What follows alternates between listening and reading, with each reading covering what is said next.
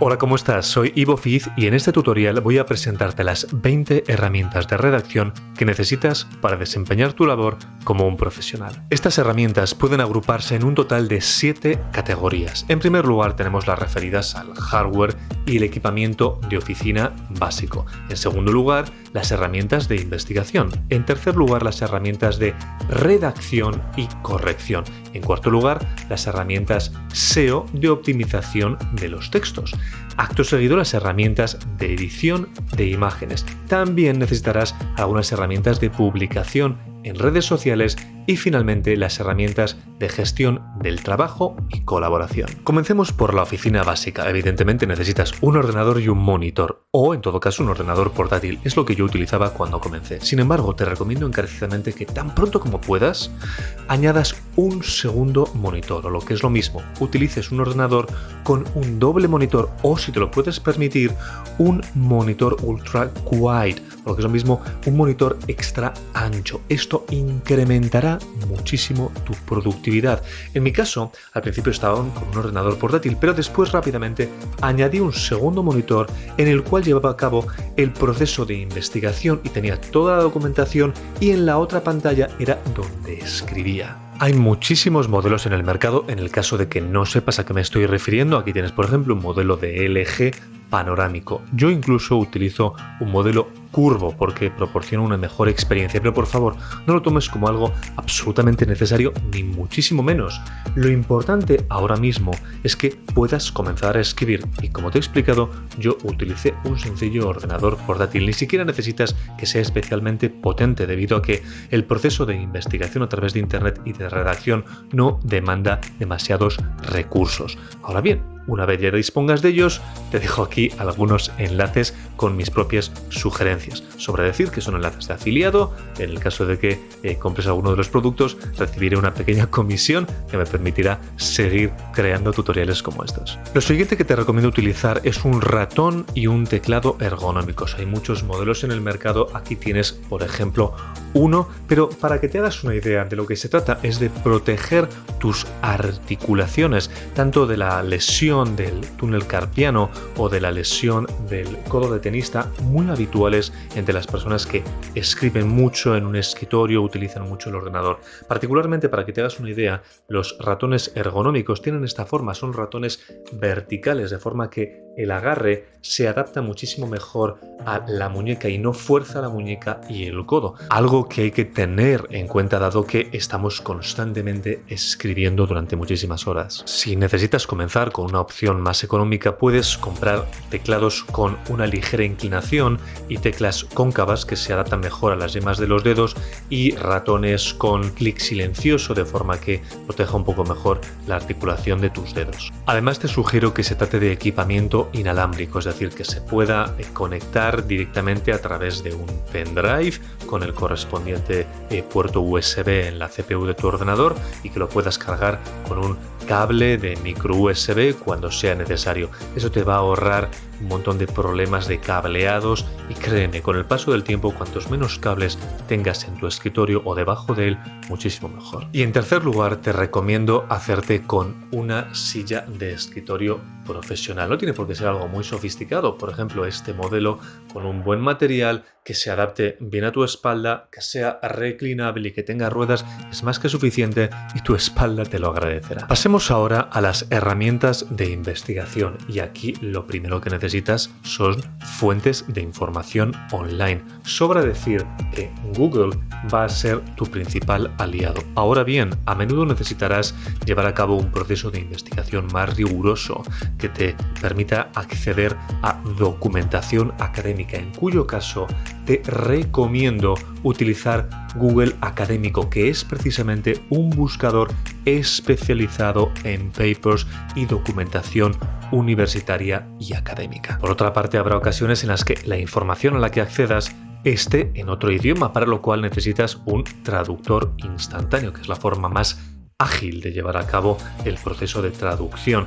En este caso, la opción gratuita de Google Translator o el traductor de Google es probablemente la más sencilla de utilizar. Tiene su propia interfaz o incluso si utilizas Google Chrome te permite en algunas páginas, no en todas, traducir de forma instantánea todo el texto presente al idioma en el cual tengas preconfigurado tu navegador.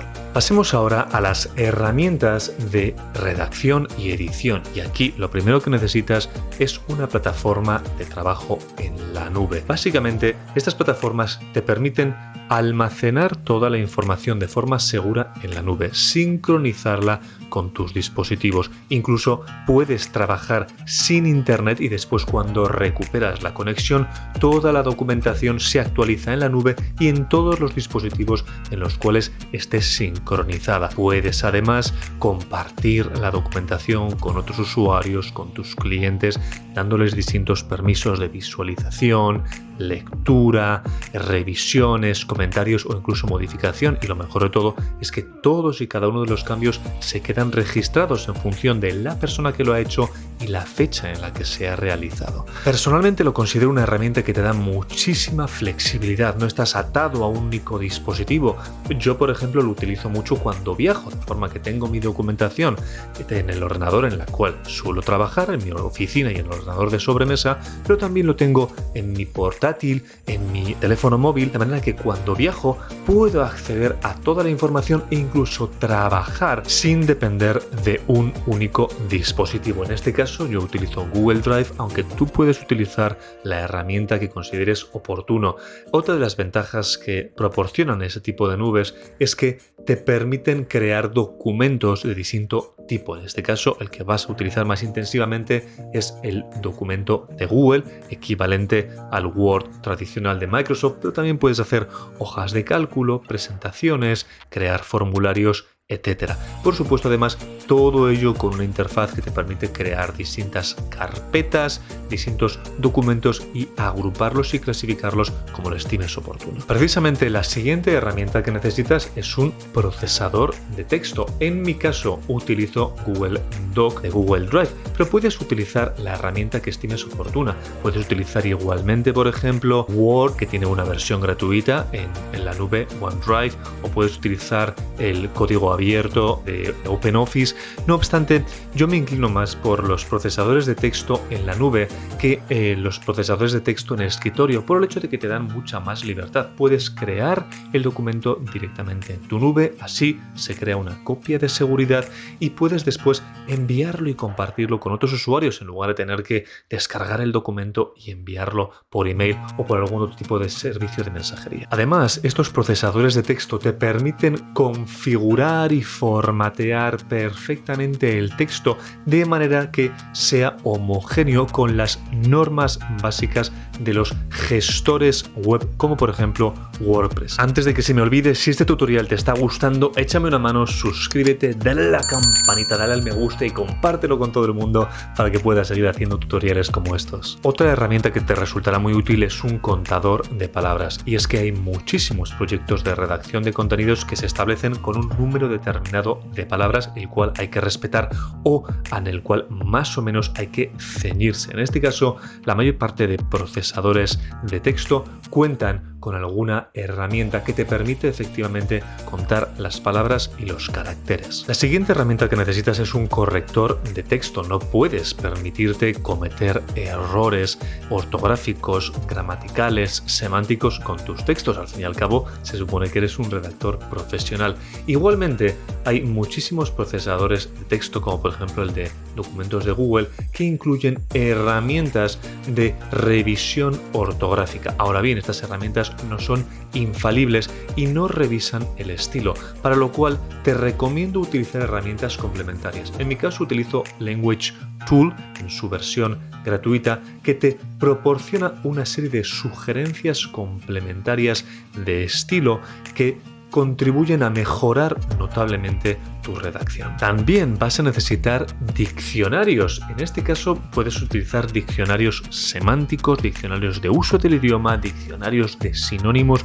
Yo voy a proporcionarte mi selección particular más habitual. En este caso comienzo con Word Reference, que es una plataforma que no solamente te permite identificar el significado de las palabras, sino que también incluye sinónimos e incluso un foro de dudas habituales. No obstante, para ello también puedes complementarlo con Fundeu, la Fundación del Español Urgente, que se ocupa de velar por el buen uso del español en los medios de comunicación y tiene muchísimos artículos acerca de errores habituales de palabras, términos, abreviaturas y por supuesto normas ortográficas y gramaticales. Y finalmente también tienes como alternativa el diccionario panhispánico de dudas.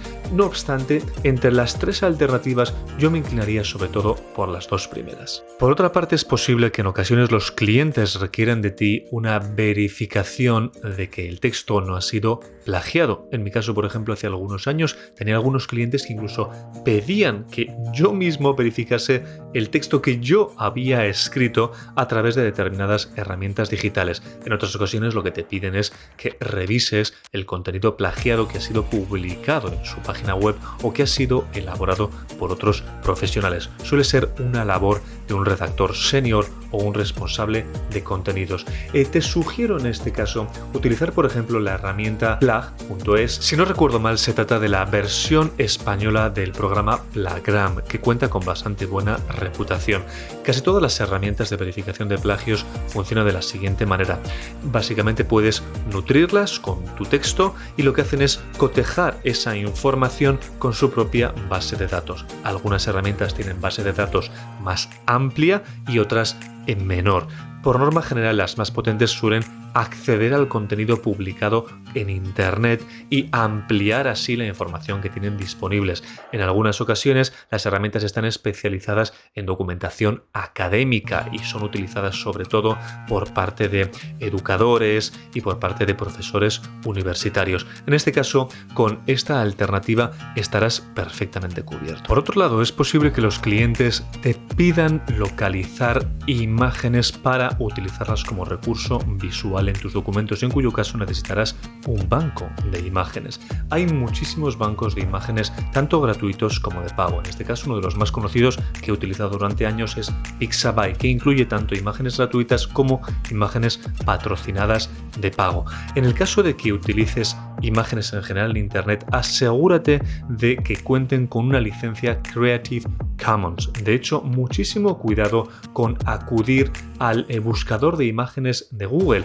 Este no es un buscador para descargar imágenes que después utilices en los textos que creas. No obstante, si lo haces, siempre asegúrate de aquí en el apartado de herramientas filtrar las imágenes por aquellas que cuenten con licencia Creative Commons. Evidentemente las imágenes serán mucho más restringidas y habrá un menor volumen, pero por lo menos te asegurarás de que estas imágenes pueden ser utilizadas para cualquier objetivo y propósito, incluyendo el uso comercial. En el caso de que optes por plataformas y bases o bancos de imágenes de pago, asegúrate de revisar bien las distintas licencias, porque en función de la licencia que contrates podrás utilizar las imágenes para un caso u otro. Por norma general, cuando trabajes como redactor, las imágenes deben poder ser utilizadas con objetivos comerciales. Finalmente, ten en cuenta que en algunos portales en los cuales puedas conseguir documentación visual gratuita, es posible que debas atribuir la autoría de esa imagen allí donde la vayas a utilizar. Tal es el caso, por ejemplo, del portal Flickr. Debes incluir después en el pie de página de las imágenes el autor enlazado con esa imagen. Puede ocurrir que los clientes quieran que edites esas imágenes o incluso que confecciones recursos visuales más elaborados, como por ejemplo una infografía o los posts para las redes sociales, en cuyo caso necesitarás contar con algún tipo de herramienta de edición. En el caso de la escuela, utilizamos Canva, que es extraordinariamente versátil y no requiere conocimientos técnicos de edición. No obstante, siéntete libre de utilizar la herramienta que estimes oportuna. Otro recurso visual totalmente diferente, pero muy utilizado tanto en emails como sobre todo en redes sociales, son los emojis, en cuyo caso necesitarás un tablero de emojis o un portal en el cual puedas recabar toda esa información gratuita.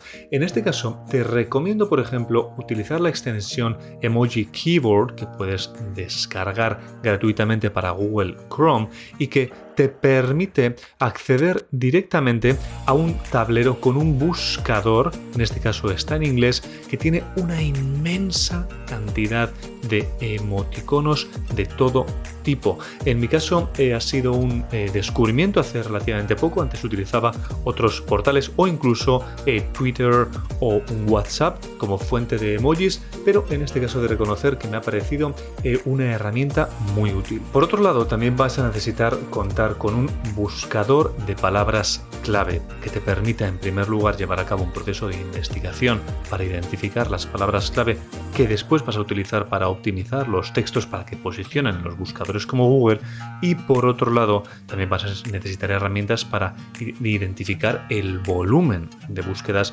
mensuales de esas palabras clave y así establecer jerarquías por orden de importancia de esas palabras. En primer lugar, sobre decir que puedes utilizar el propio Google con la herramienta del sugeridor de palabras. En este caso, por ejemplo, si buscamos herramientas de redactor, tenemos aquí herramientas de redacción, de ortografía, del redactor PDF, todo esto son palabras clave.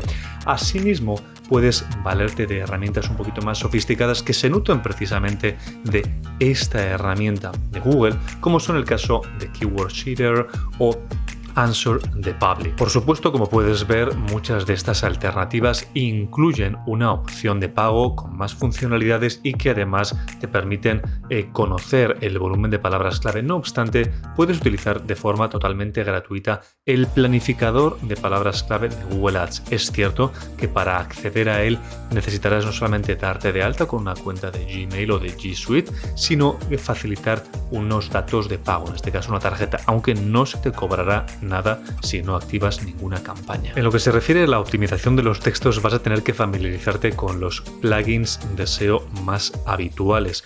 Muy a menudo se te solicitará que accedas al WordPress de tus clientes y configures el panel correspondiente del plugin de SEO que esté instalado. En este caso te lo voy a ejemplificar con un artículo que tenemos precisamente de herramientas para redactores. Y como puedes ver aquí, la interfaz del plugin es muy sencilla. Te permite configurar a través de distintas pestañas sus funcionalidades. La funcionalidad de SEO, que en este caso son las metaetiquetas básicas, el título SEO, el Slack, que es la parte de la URL, la cual incluye las palabras clave, la metadescripción que le estás pidiendo a Google que aparezca en los resultados de búsqueda, las imágenes, te da un informe de legibilidad, puedes configurar el esquema e incluso cómo va a aparecer cuando se comparta en las redes sociales. En principio es una herramienta bastante fácil de configurar una vez que te has familiarizado con ella. También es relativamente habitual que los clientes soliciten a los redactores que se ocupen de publicar o programar las publicaciones en las redes sociales, en cuyo caso tendrás que familiarizarte con las herramientas habituales. Buffer y PostCron, que te voy a presentar ahora mismo, tienen versiones gratuitas que personalmente he utilizado en el pasado y son perfectamente versátiles. Actualmente es cierto que utilizamos canva.com en la versión Pro, en la versión de pago que incluye un programador para redes sociales, pero PostCron, por ejemplo, tiene aquí una versión muy sencilla de utilizar que te permite ir añadiendo tus perfiles en las redes sociales y crear un calendario de publicaciones con las imágenes, los captions y por supuesto las fechas correspondientes. Ya para terminar tenemos las herramientas de gestión del trabajo, comenzando por una herramienta de organización y colaboración. En nuestro caso utilizamos Trello, que te permite crear distintos tableros, equipos, asignar tareas, etc. Cuenta con una versión gratuita que es extraordinariamente versátil y que te sugiero probar. Por otra parte, te sugiero utilizar algún tipo de administrador o gestión del tiempo que empleas en las distintas tareas. En este caso, cualquier aplicación como esta, Focus, basada en el conocido sistema del Pomodoro, te permite establecer franjas de 20-25 minutos o franjas similares para después descansar durante 5 minutos.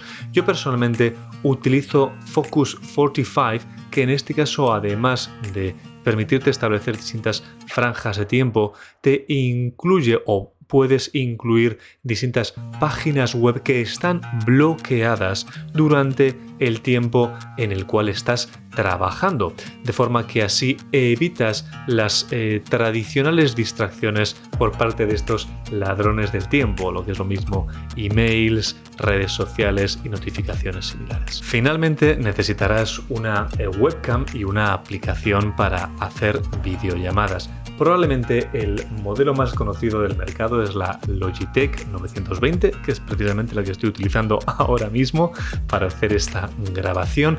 Y en lo que se refiere a las aplicaciones para hacer videollamadas, puedes utilizar perfectamente Google Meet o incluso Whereby, que es extraordinariamente sencilla de utilizar y en ambos casos te permite llevar a cabo reuniones con tus potenciales clientes y otros miembros del equipo de una forma muy fluida.